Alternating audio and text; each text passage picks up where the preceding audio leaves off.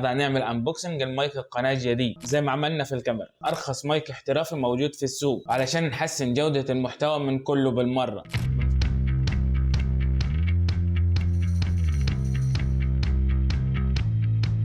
مساء الفل، ازيك يا مليونير منك ليه؟ عاملين ايه؟ كويسين؟ في فيديو النهارده هنعمل انبوكسنج المايك القناه الجديد وهو البويا باي M1، وهنتعرف على محتويات البوكس بتاعه مع بعض زي ما عملنا في الكاميرا. والسبب اللي خلاني اروح مع البويا باي M1 ان هو يعتبر ارخص مايك احترافي موجود في السوق بالنسبه للمايكات الاحترافيه الثانيه، وعلشان نحسن جوده المحتوى من كله بالمره، من صوت ومن صوره. لكن لو الميزانيه بتاعتك محدوده فيفضل تروح لتحسين جوده الصوت عن الصوره، لان المشاهد زي ما قلنا قبل كده ممكن يتفرج على فيديو الكواليتي الصورة بتاعته ضعيفة شوية، لكن مش هيتفرج على فيديو الصوت بتاعه وحش او مش سامعه اصلا. نبدأ بقى نعمل انبوكسنج للمايك بتاعه. دي العلبة بتاعته، دي شوية مواصفات ليه. هنا بيقول لك طوله 6 متر كله على بعض، فيعني طوله حلو مناسب مش قصير يعني. نبدأ نفتح البوكس بتاعنا. لما جه جاي في شنطة كده شكلها شيك حلو يعني. هنا ده شكل الشنطة، هنا مكتوب عليها بويا والشعار بتاع الشركة، وهنا ممكن دي عشان تقفلوا كده تعلقوا بقى في حاجة، تشيلوا في شنطة عشان ما فيش حاجة تقع من الشنطة دي، فيعني حلوة ولطيفة. هنا بقى العلبة محطوط فيها شوية كتالوجات، وده الشعار بتاع الشركة، استيكرات لو عايز تلزق. نبدأ نشوفوا ايه اللي في الشنطة بقى. أول حاجة هنلاقوها المايك، هنا متربط طبعا عشان يقلل الحجم بتاعه او المساحة بتاعته، عشان هو حجمه كبير، ده طوله 6 متر يعني. فادجستبل بقى، انت فك واربط براحتك بقى مع نفسك. خلوه هنا على جنب. شوفوا اللي بعد كده، دي ستيكر تاني او ورقة تاني، دي اللي هي بتحافظ على الحاجة فترة طويلة عشان لو ما اتفتح.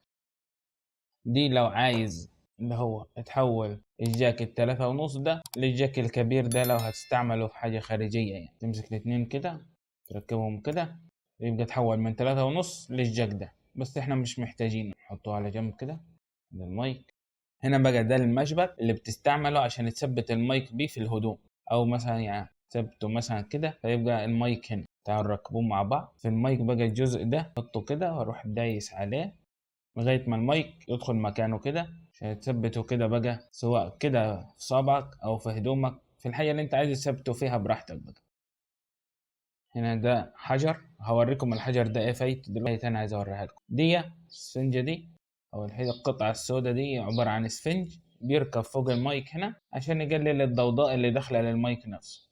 حطها كده والفها لغاية ما توصل كده للآخر كده ركبت، وبقي المايك بتاعك جاهز انك تستعمل. تعالوا نشوفوا بقى الحجر ده اللي قلت لكم عليه هنستعملوه في ايه.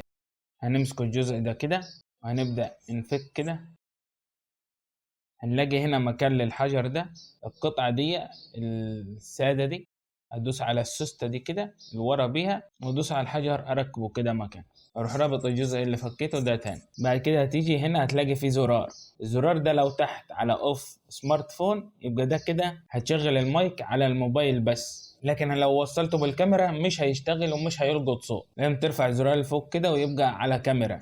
على الكاميرا لازم هيستعمل الحجر اللي احنا ركبناه ده، لكن لو انت مش عايز الحجر ده هتنزله لتحت كده اوف سمارت فون عشان الحجر بتاعك ما يخلص، وكده ما هيستعملش غير على تليفونات. لكن لو وصلته على كاميرا مش هيشتغل. لو على كاميرا تحط الزرار ده على وضع الكاميرا. وهنعمل ريفيو كامل للمايك وهنقارنها بالطريقة القديمة اللي بنسجل بيها حاليا، ولينك شراء المايك هتلاقوه في الديسكريبشن وفي اول كومنت مسبق. والى هنا عزيزي المليونير، لقد انتهت جرعة دوبامين التعلم إلى هذا اليوم. انتظركم في جرعة أخرى، إلى اللقاء.